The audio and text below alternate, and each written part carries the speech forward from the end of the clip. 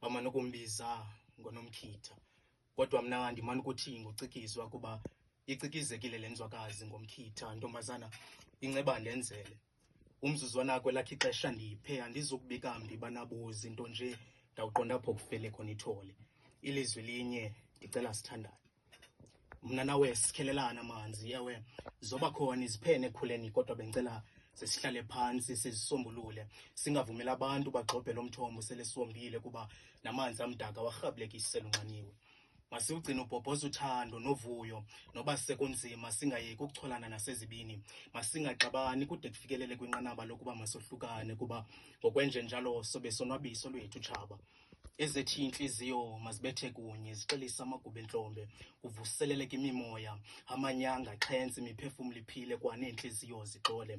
Uthando lwethu malungaphelele emoyeni, luxelise izithukuthuku zenja ziphelele boyeni. Mna ndiyinzwa, wena uyinzwakazi nonzwakazi, ndilinene bendisacela ukwenzela minenekazi. Xa ndinawe ndiziva ndikwelesixhenxe izulu, uthando lwakho lundenze ndabhideka engqondweni. Imini yokudibana kwethu ayikhwebuleki kweyam ingcinga.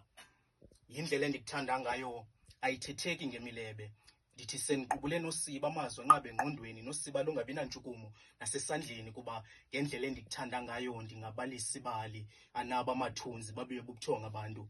Ngenene nangenyaniso yindala ikuphiganga, ukuba yile nto abayibiza uthando manene, ndixoleleni. Ibingezo njongo zam ukuba semathandweni, neso sigwebo ndawusamkela ndoyithenga nalo bhotile. Kweli tyeli ndikhetha wena ntombi kanantsi, nguwe ndithabathekile.